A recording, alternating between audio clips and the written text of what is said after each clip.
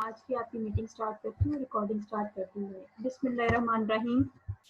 Class आज का आपका लेक्चर है इंट्रोडक्शन टू हाइपोथेसिस टेस्टिंग पर।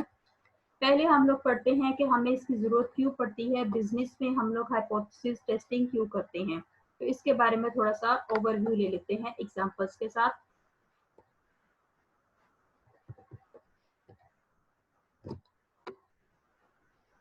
As a business decision maker, you will encounter many applications that will require you to estimate a population parameter, where chapter number 8 introduced statistical estimation and included many examples.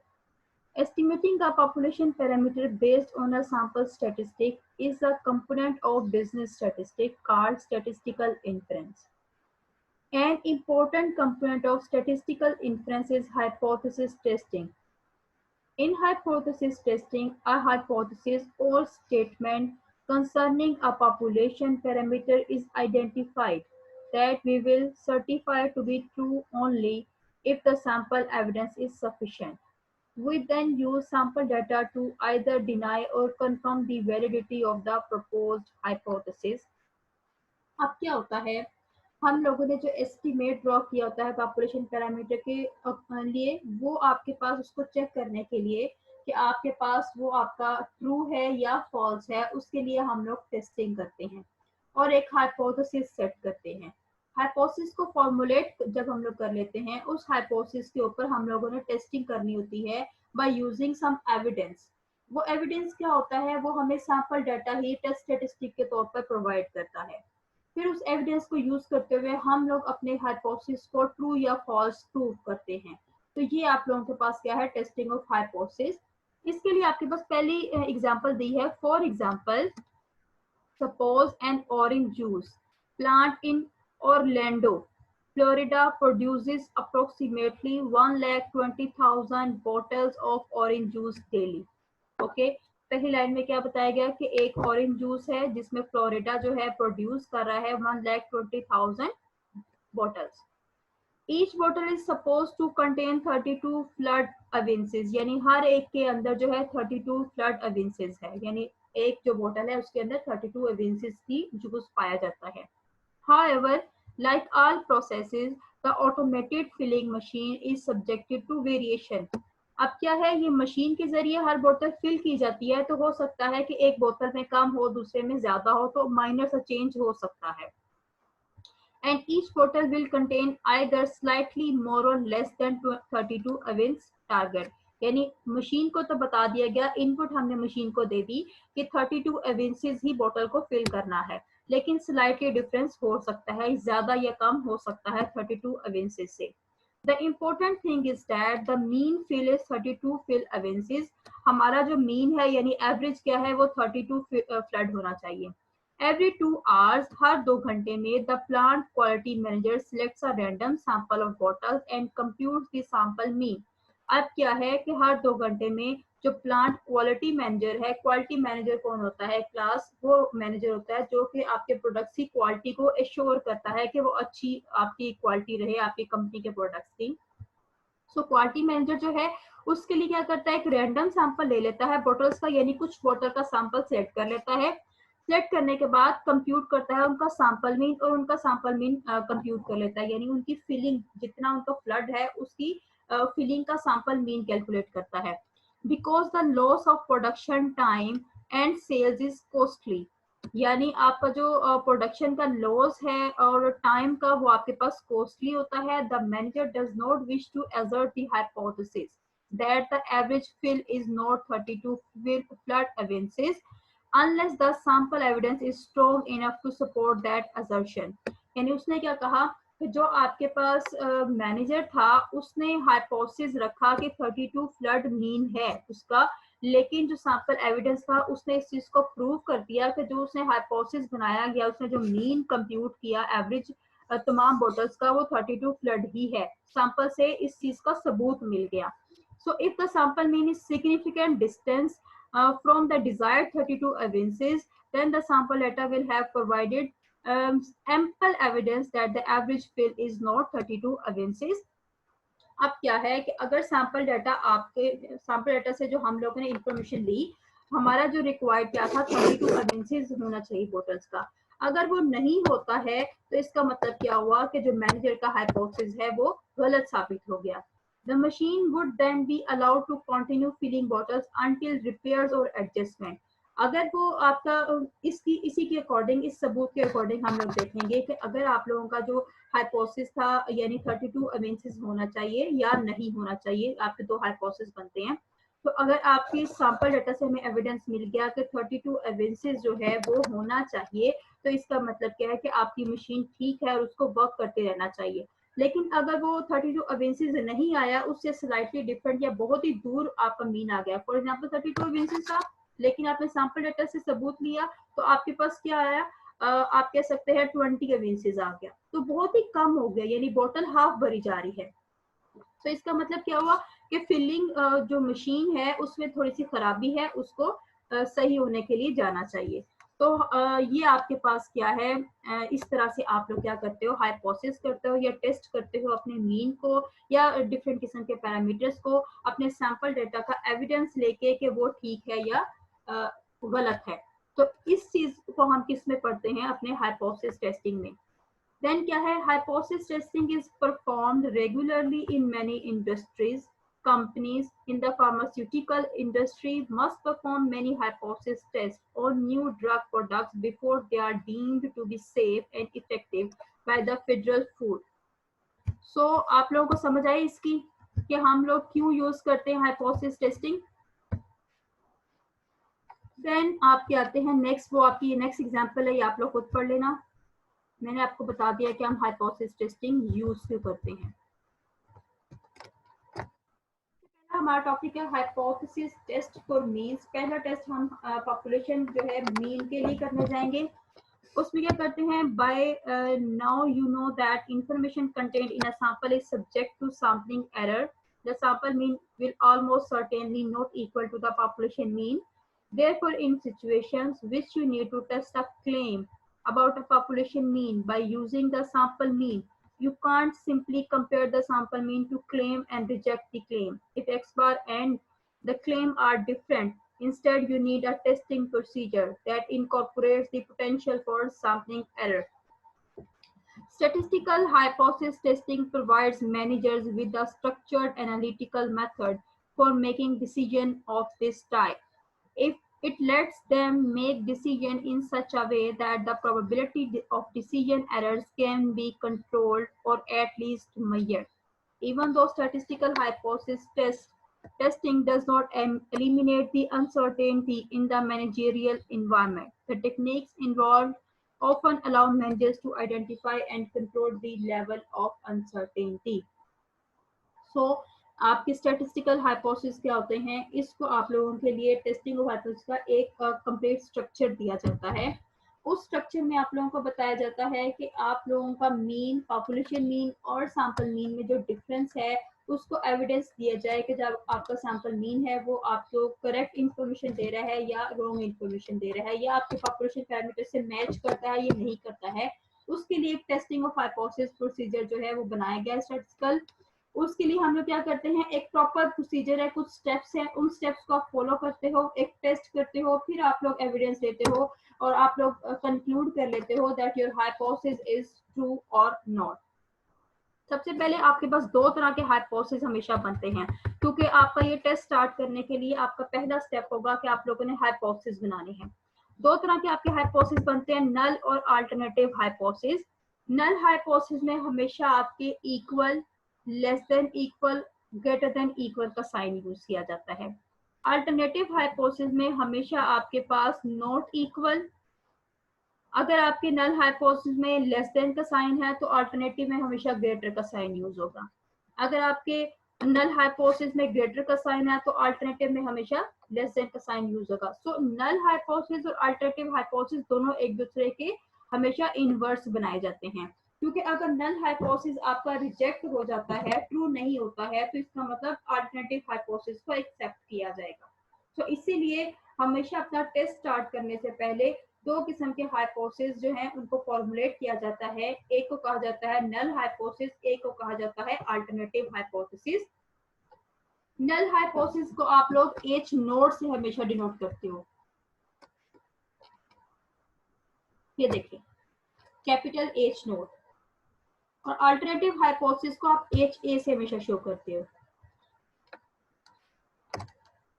ठीक है, H note यानी subscript में 0 का जो sign है वो आपके पास क्या बता रहा है, नल। अल्टरनेटिव HA यानी इस नल का उलट। ठीक है, दो तरह के आपके हाइपोथेसिस बनेंगे। दोनों हाइपोथेसिस में 3 तरह के साइन यूज होते हैं, एक आपके पास इक्वल, एक लेस देन और एक ग्रेटर देन। अल्टरनेटिव में एक नॉट इक्वल, लेस देन और ग्रेटर देन साइन यूज होता है। सो ये आप लोगों की फॉर्मुलेशन होगी नल और अल्टरनेटिव हाइपोथेसिस की। अब आपका स्टेटस को देखते हैं वो क्या है, टेस्टिंग हम लोग कैसे करते हैं। In many cases, you will be interested in whether a situation has changed. We refer to this as testing the status quo, and this is a common application of hypothesis testing. For example, the Kellogg company makes many food products, including a variety of breakfast cereals. At the company's Battle Creek, Michigan plant, frosted mini wheats are produced and packaged for distribution around the world. If the packaging process is working properly, the mean fill per box is 16 ounces. Every hour, quality analyst at the plant selects a random sample of filled boxes and measures their contents. They do not wish to unnecessarily stop the packaging process, since doing so can be quite costly. Thus, the packaging process will not be stopped unless there is sufficient evidence that the average fill is different from 16 ounces. Okay, सो आप लोगों का hypothesis क्या बन गया, उन्होंने बताया कि आप लोगों ने क्या करना है जी, अपना हाइपोथेसिस 16 अवेंसीज का रखना है। तो सबसे पहले आप लोगों ने एक काम करना है, आपने अपनी स्टेटमेंट को पढ़ना होता है। आपने अपनी स्टेटमेंट को पढ़ लिया, स्टेटमेंट में क्या बताया गया मैं आपको बताती हूँ। यहाँ पर बताया गया कि एक सीरियल कंपनी है, ठीक है, वो क्या है, अपने एक बॉक्स के अंदर 16 अवेंसीज जो है वो फिल करती है। अगर मशीन प्रॉपरली वर्क कर रही है तो एनालिस्ट ने जो है ये अपना हाइपोथेसिस सेट किया। हाइपोथेसिस सेट करने के लिए उसने क्या रखा कि जो आपका मीन है वो 16 अवेंसीज है। ठीक है, अब इस हाइपोथेसिस को उसने टेस्ट करना है ताकि वो चेक कर सके अगर आपका हाइपोथेसिस सही आया है, ट्रू है आपका हाइपोथेसिस, तो इसका मतलब क्या है कि आप लोगों ने अपने जो हाइपोथेसिस है उसको करेक्ट कर दिया और आपकी मशीन वर्किंग प्रॉपरली या सही काम कर रही है, उनको करते रहना चाहिए। अगर आपका हाइपोथेसिस रिजेक्ट हो जाता है तो इसका मतलब क्या है कि आपकी मशीन सही काम नहीं कर रही है, तो क्वालिटी मैनेजर जो है आपके इस प्रोसेस को रोक देगा और मशीन को जो उसको रिपेयर होने के लिए भेज देगा।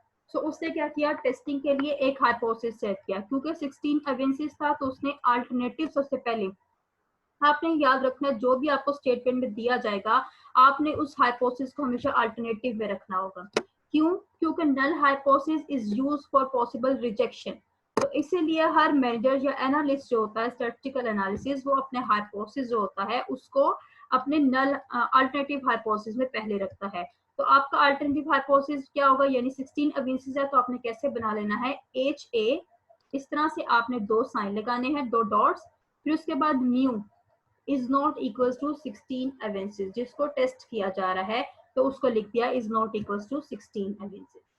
ओके, फिर इसका जो आप लोगों का नल बन जाएगा वो इक्वलिटी में बन जाएगा। अल्टरनेटिव अगर नॉट इक्वल में है तो नल आपका इक्वल में आ जाएगा।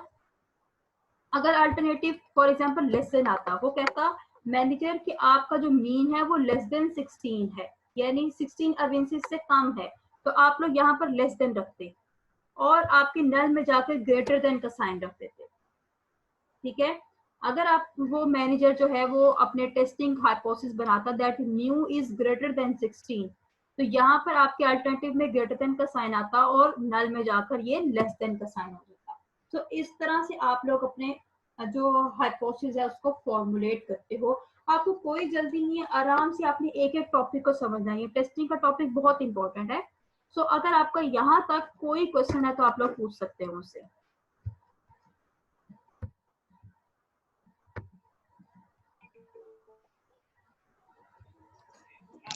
मैम ये वाली समझ नहीं आई यहाँ पे, जो अभी आपने पॉइंट समझाया ना, ये काइंडली दोबारा से एक्सप्लेन कर दें, ये testing the status Q. Ma'am बस ये यहाँ से ये समझ नहीं आई कि हमने जो हाइपोथेसिस को जो है वो करना कैसे है, प्रेजेंट कैसे करना है। जैसे आपने अभी बताया ना कि हमने एच नॉट को म्यू के इक्वल रख के 16 ऑन्सिस कर देना है, तो ये वाला बस समझ नहीं आया।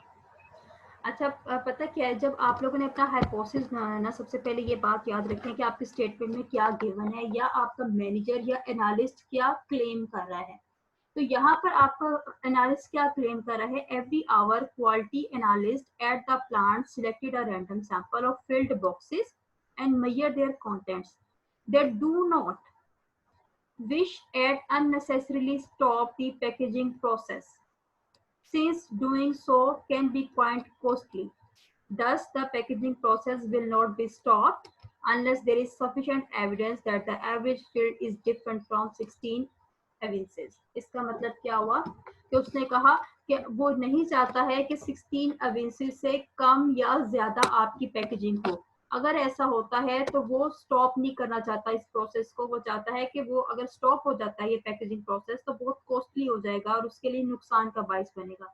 तो इसीलिए उसने अपना हाइपोथेसिस क्या रखा, अगर 16 है तो उसने अपने हाइपोथेसिस में रखा H A is mu is not equals to 16, क्योंकि वो नहीं चाहता कि वो 16 अवेसिस से डिफरेंट हो जाए आपकी एवरेज फील्ड।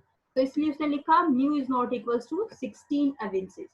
अब इसका उसने क्या रखा, जिसको पॉसिबल रिजेक्शन के लिए करना है न्यू इज इक्वल्स टू 16, यानी जो आपका अल्टरनेटिव हाइपोथेसिस होगा उसका इनवर्स अपने जो है नल में बना देना है। अगर ये नॉट इक्वल है तो आपने याद रखना है इसको इक्वलिटी में आपने नल हाइपोथेसिस में ले जाना है। तो वेरी सिंपल, जो वर्ड आपके स्टेटमेंट में यूज किए जा रहे होते हैं उन्हीं वर्ड्स पे अपने हाइपोथेसिस को फॉर्मुलेट कर देना होता है।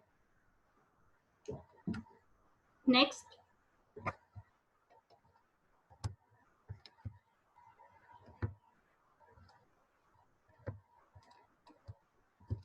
ओके, नेक्स्ट क्या है आप लोगों का, the null hypothesis is reasonable because the line supervisor would assume the process is operating correctly before starting production, as long as the sample mean is reasonably close to 16 evinces. The analyst will assume that filling process is working properly. Only when the sample mean is seen to be too larger or small will be analysts reject the null hypothesis and take action to identify and fix the problem. Okay, अगर आपका hypothesis यानी ये null hypothesis testing के बाद reject हो जाता है, यानी जो रखा हुआ है न्यू इज इक्वल्स टू 16, अगर नल हाइपोथेसिस रिजेक्ट हो जाता है तो इसका मतलब क्या है, अल्टरनेटिव एक्सेप्ट हो गया।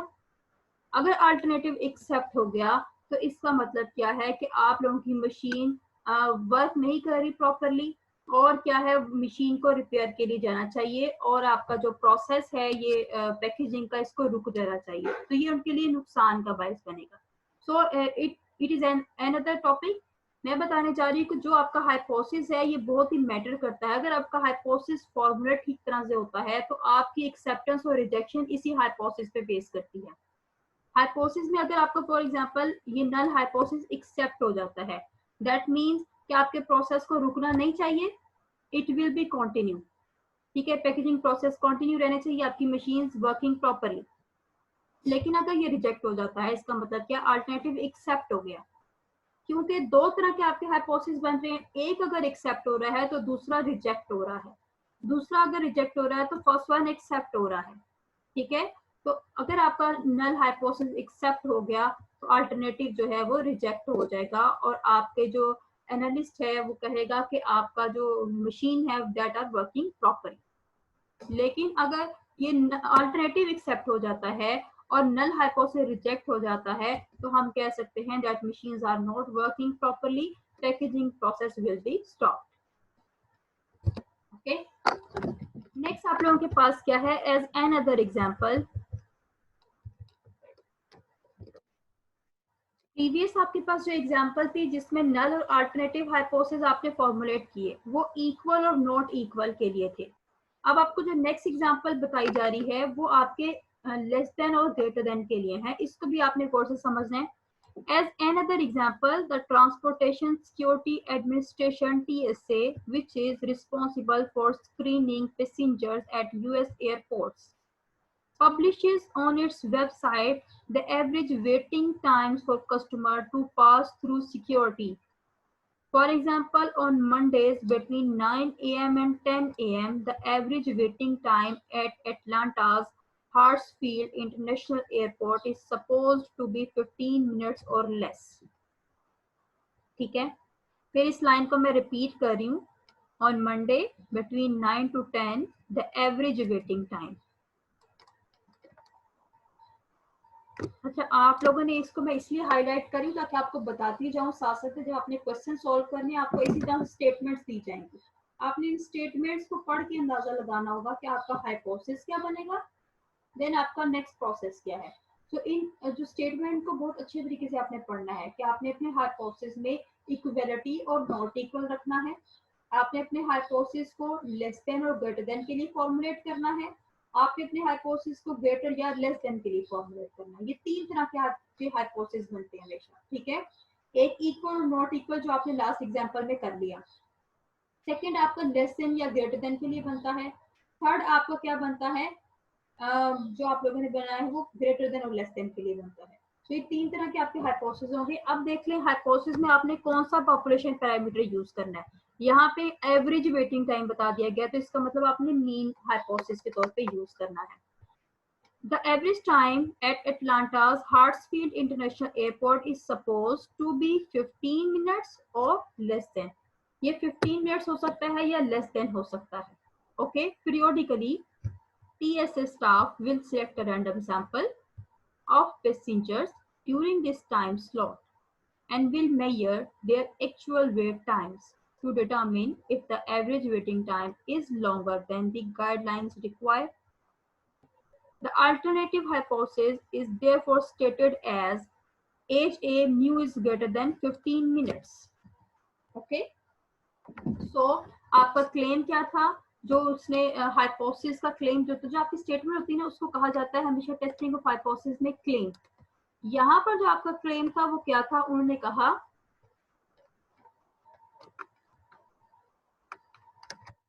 this one, if the average time is longer than the guideline require, यानी जो टाइम आपको दिया गया है उससे ग्रेटर आता है आपका एवरेज टाइम.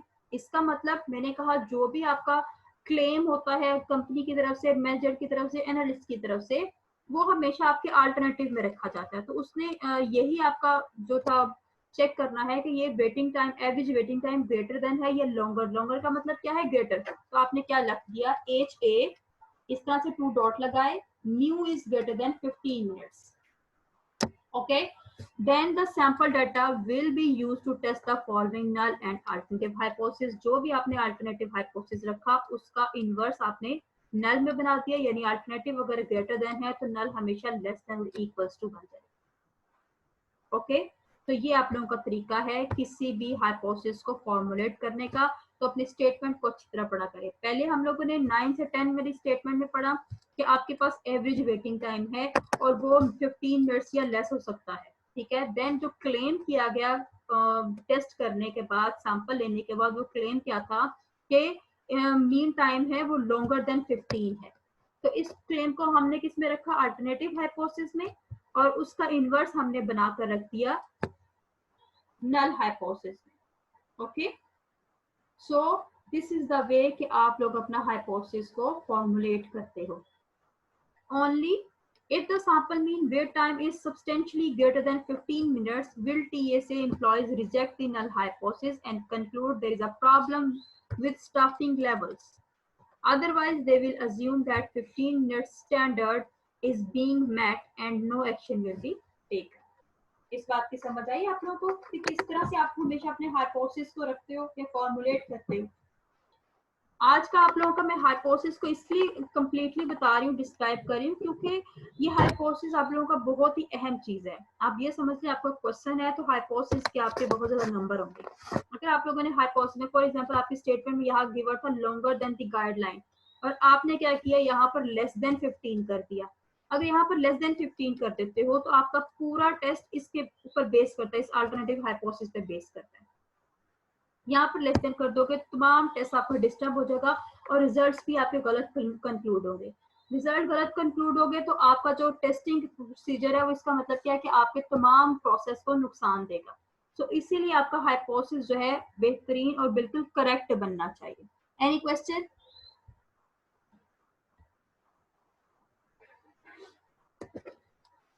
अगर नो हाइपोथेसिस मैम, समझ आ गई अब। Yes good. अगर आपको हाइपोथेसिस की समझ आ गई है तो हम नेक्स्ट स्टेप पर चलते हैं कि अब हम लोगों ने हाइपोथेसिस में रिसर्च क्या करना होता है, ये कैसे हम उसको लेकर चलते हैं। ओके जी, टेस्टिंग और रिसर्च हाइपोथेसिस। अब हमारा काम है, जब हमने फॉर्मुलेट कर लिया हाइपोथेसिस को यानी बना लिया, नेक्स्ट हमारा स्टेप होता है कि अब हमने उस हाइपोथेसिस को टेस्ट करना है कि जो हमने हाइपोथेसिस रखा है वो करेक्ट है या हमारा जो क्लेम है वो ट्रू है या फॉल्स है, उसको अब हमने ट्रू या फॉल्स प्रूव करना है। वो कैसे प्रूव करना है, इस स्टेप पर आते हैं। रिसर्च हाइपोथेसिस क्या होता है? The hypothesis is the decision maker attempts to demonstrate to be true because this is the hypothesis is deemed to be the most important to the decision maker. It will be declared true only if the sample data strongly indicates that it is true. यानी अब हम लोग क्या करेंगे, एक test करेंगे, ठीक है। उस टेस्ट में हमारे पास सैंपल डाटा दिया जाएगा, उस सैंपल डाटा को यूज करके जब हम टेस्ट कर लेंगे, हमारे पास अगर एविडेंस आ गया कि that our hypothesis is true, तो हम अपने क्लेम को ट्रू बता देंगे। लेकिन अगर हमारा हाइपोथेसिस फॉल्स आता है उस सैंपल डाटा को यूज करते हुए, तो हम अपने हाइपोथेसिस को फॉल्स प्रूव कर देंगे, डिक्लेयर कर देंगे। सो टेस्टिंग रिसर्च हाइपोथेसिस क्या है कि उस टेस्ट में हम लोगों ने अपने हाइपोथेसिस को ट्रू या फॉल्स प्रूव करना होता है या टेस्ट करना होता है, या उनको ट्रू या फॉल्स जो है हम लोगों ने डिक्लेयर करना होता है। तो वो आप लोगों के पास क्या है, टेस्टिंग का research hypothesis.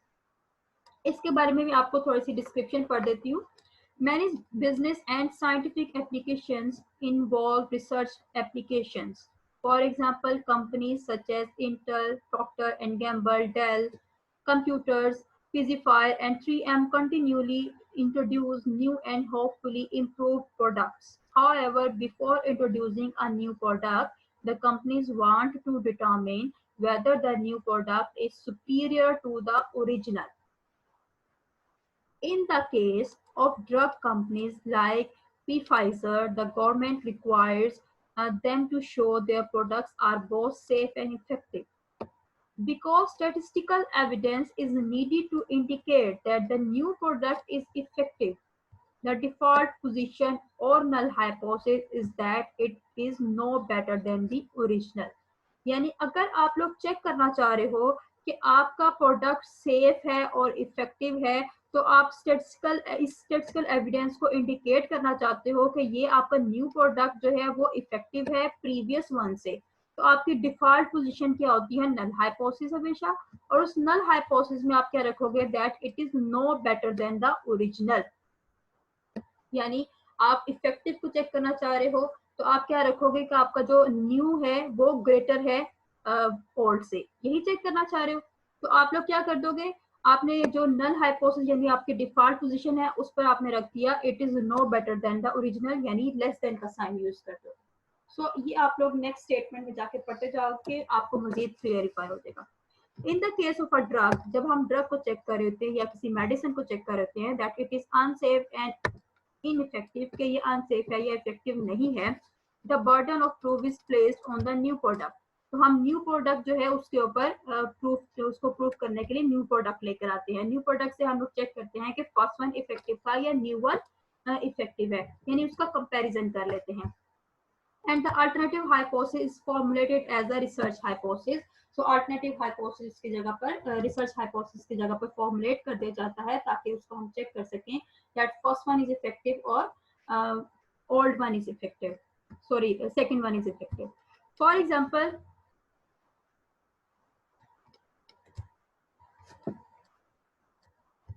you have 5 minutes. Okay.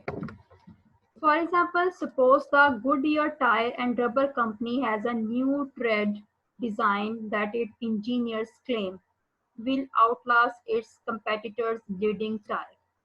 क्या बताया गया, एक गुडईयर टायर कंपनी है, ठीक है, उन्होंने उनके इंजीनियर्स ने क्लेम किया है कि उनका टायर जो है आउटलास्ट है उनके कंपेटिटर से और लीड कर रहा है तमाम टायर कंपनीज को। New technology is able to produce tires whose longevity is better than the competitors tire, यानी वो ज्यादा रिलायबल है, ज्यादा देर तक यूज किया जा सकता है उसके कंपेटिटर टायर से, बट आर लेस एक्सपेंसिव, और खरीदने में भी कम है, एक्सपेंसिव नहीं है. Thus, if Goodyear can be sure that the new tread design will last longer than the competitions, it will realize a profit that will justify the introduction of the tire with the new tread design. So जो engineers हैं जिन्होंने tyre बनाया, अगर उनका claim सही हो जाता है तो उनका टायर जो है मार्केट में वो इन हो जाएगा और उनको प्रॉफिट मिलेगा. The competitor's tire has been demonstrated to provide an average of 60,000 miles of use. जो उनके competitors थे उन्होंने demonstrate किया और एक average यानी एक average उन्होंने provide की अपने टायर्स की, वो क्या है 60,000 miles, यानी हमारा टायर जो है 60,000 miles चल सकता है. Therefore, the research hypothesis of Goodyear is that its tire will last longer than its competitors, meaning यानी आपका टायर जो है वो उनकी जो कंपेटिटर्स के टायर से ज्यादा देर चल सकता है. आगे क्या है, इसको आप लोगों ने कैसे मीन किया, that will last an average of more than 60,000 miles, यानी अगर आपके कंपेटिटर्स की जो आपकी एवरेज है 60,000 माइल्स आ रही है तो आपका गुडियर जो का टायर है वो 60,000 माइल्स से ग्रेटर होगा.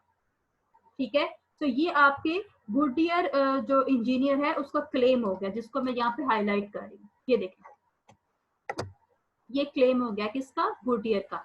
और क्लेम हम हमेशा किस में रखते हैं, अपने अल्टरनेटिव हाइपोथेसिस में रखते हैं. सो हम लोगों ने यहाँ अल्टरनेटिव हाइपोथेसिस में रख दिया mu is greater than 60,000. Okay, जब आपने अल्टरनेटिव में अपना क्लेम सेट कर लिया तो उसके इनवर्स हमने बना लिया mu is less than equal to 60,000 अपने नल हाइपोथेसिस. ठीक है, सो आप लोगों का इस तरह से आपका रिसर्च हाइपोथेसिस फॉर्मुलेट हो गया. Next, the burden of proof is on Goodyear. अब गुडियर ने इसको प्रूव करना है, ओनली वो तभी कर सकता है if the sample data show sample mean. अगर सैंपल डाटा का जो सैंपल मीन है वो सब्सटेंशियली लार्जर आ जाए 60,000 माइल से, यानी जो मीन निकालेगा सैंपल डाटा वो ग्रेटर अगर आ जाता है इसके क्लेम से, तो आपका जो गुडियर का बर्डन है वो या गुडियर का जो क्लेम है वो ट्रू प्रूव हो जाएगा. And will the null hypothesis will be rejected and Goodyear's position be affirmed. समझ आई इस बात की कि आपके इंजीनियर ने ऐसा टायर बनाया है जो कि जिसकी 60,000 माइल से ज्यादा की एवरेज है, और वो 60,000 माइल्स क्या है, उनके कंपेटिटर टायर्स. ओके, तो इस तरह से आप लोग टेस्टिंग करते हो या रिसर्च हाइपोथेसिस जनरेट करते हो और उसको टेस्ट करते हो. Got it. आज के लिए आप लोगों का इतना ही काफी है. आप लोगों को बाकी मैं नेक्स्ट करवाऊंगी, क्योंकि अभी आप लोगों को यही चीज समझनी है कि हाइपोथेसिस क्या होता है. इसको आपने अच्छी तरह से समझ लिया, देन हम मजीद आएंगे टेस्ट स्टैटिस्टिक और जो है अपने लेवल ऑफ कॉन्फिडेंस और लेवल ऑफ एरर पे, तो उसको भी हम ब्रीफली पढ़ेंगे. आज के लिए इतना ही काफी है. जी हाशिम. मैम मैं ये पूछना चाह रहा हूँ कि हमने ये जो इतनी सारी थ्योरी है ये याद करनी है या सिर्फ हमने बस कॉन्सेप्ट के लिए ये इसे नो पढ़ना है? ये सिर्फ आपकी एग्जांपल्स देनी है आपके कॉन्सेप्ट के लिए. स्टैट में आपने न्यूमेरिकल करने होते हैं. ये आपको एग्जांपल इसलिए दी जा रही है ताकि आप हाइपोथेसिस समझ सकें, क्योंकि आपके जो क्वेश्चंस होंगे ना न्यूमेरिकल, उसमें इसी तरह की आपकी स्टेटमेंट्स होंगी. तो अगर आप ये एग्जांपल समझ जाते हो फिर आपको अंदाजा हो जाएगा कि आपने अपनी स्टेटमेंट में किस तरह का क्लेम दिया गया है, और क्लेम को आपने नल में रखना है या अल्टरनेटिव में रखना है, किस तरह का क्लेम बनाकर रखना है. ठीक है, तो आपकी हाइपोथेसिस की फॉर्मुलेशन बहुत ही बेस्ट होनी चाहिए, क्योंकि आगे जाके आप स्टेप 2 स्टेप 3 स्टेप 4 देखोगे. 10 स्टेप्स आपकी बेसिक होते हैं आपकी टेस्टिंग हाइपोथेसिस में, यानी एक क्वेश्चन आपका 10 स्टेप्स का होता है. उन 10 स्टेप्स में अगर आपका हाइपोथेसिस का स्टेप गलत हो गया तो समझिए आपका पूरा क्वेश्चन रॉन्ग हो गया. सो आपका हाइपोथेसिस अगर सही बना है, आपके स्टेटमेंट के अकॉर्डिंग बना है, तो इसका मतलब क्या है कि आपका क्वेश्चन या आपकी टेस्टिंग बिल्कुल ठीक कर रहे हो, सही स्टेप्स हैं आपके. अगर आपका हाइपोथेसिस नहीं ठीक मिला तो आपके सारे स्टेप गलत हो जाएंगे. सो इसके बारे में आप लोगों ने अवेयर रहना है, इसलिए इसकी एग्जांपल्स दे रही हूँ और बार बार आपको हर तरह का हाइपोथेसिस बताया कि लेस देन कैसे बनेगा, ग्रेटर देन कैसे बनेगा, इक्वल या नॉट इक्वल कैसे बनेगा, या क्लेम जो हमारे मैनेजर या टेस्टिंग हाइपोथेसिस जो होते हैं उनकी तरफ से किया जाता है, रिसर्चर्स की तरफ से क्लेम किया जाता है, उसको हम लोग अल्टरनेटिव में क्यों रखते हैं, किस वजह से रखते हैं, और उसका हमें फायदा क्या होता है. ये सब चीजें आप लोग समझ जाएंगे। फिर इंशाल्लाह नेक्स्ट लेक्चर में आप लोगों को इसका स्टेप 2 बताऊंगी। ये शिराज आमिर कौन है आपकी क्लास में?